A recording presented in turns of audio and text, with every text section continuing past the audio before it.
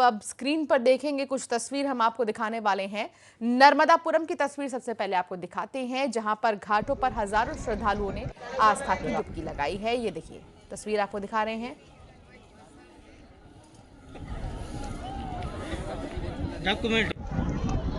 तो ये मकर संक्रांति के इस खास मौके पर नर्मदापुरम में भगवान सूर्य के उत्तरायण में आने के पर्व मकर संक्रांति पर स्नान के लिए श्रद्धालु पहुंचे नर्मदा तटों पर। और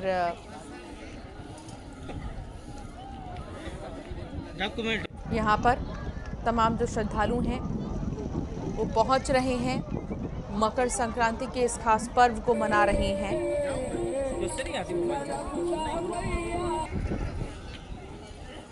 शैलेंद्र कौरव संवाददाता हमारे साथ जुड़ गए हैं। शैलेंद्र, स्नान का बहुत महत्व होता है इस खास पर्व पर।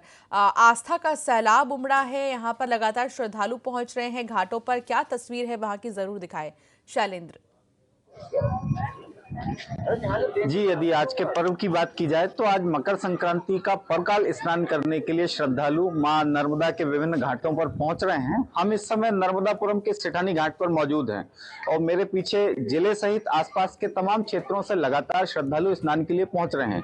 यदि बात की जाए मकर संक्रांति पर्व की, तो वैसे तो साल भर में 12 संक्रांतियां आती हैं, लेकिन खास तौर पर जो मकर संक्रांति का पर्व है वो भगवान सूर्य के दक्षिणायन से उत्तरायण और धनु राशि से मकर राशि में प्रवेश करने का समय है। आज ही के दिन से जो मांगलिक कार्य रुके हुए थे, विवाह आदि मंगल कार्य, वे सभी प्रारंभ हो जाएंगे। यदि पौराणिक मान्यताओं से जुड़ी हुई बातें देखी जाए तो भीष्म पितामह ने भी अपनी देह त्याग के लिए यही समय चुना था। माना जाता है कि मकर संक्रांति पर जब सूर्य दक्षिणायन से उत्तरायण में प्रवेश करते हैं तो आयुर्वेदिक रूप से, आध्यात्मिक रूप से सभी प्रकार से विभिन्न ग्रहों की दशा और दिशा परिवर्तित होती है और इन्हीं के कारण जो मांगलिक कार्य है वो शुरू हो जाते हैं। यदि कहा जाए तो एक प्रकार से आयुर्वेद के हिसाब से यह संक्रमण काल रहता है। खिचड़ी के दान का जो महत्व बताया गया है वह भी इसलिए बताया गया है। आज लगातार श्रद्धालु पहुंच रहे हैं। कल रात्रि 9:30 बजे से पर्व काल जो है वो शुरू हुआ था, जो आज दोपहर तक जारी रहेगा। श्रद्धालु मां नर्मदा में स्नान कर रहे हैं, मां नर्मदा से प्रार्थना कर रहे हैं।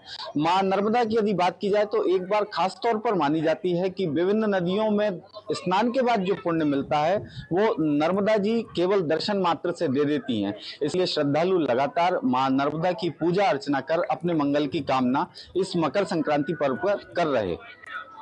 बहुत शुक्रिया जानकारी साझा करने के लिए शैलेंद्र। और वाकई में मकर संक्रांति का ये पर्व बहुत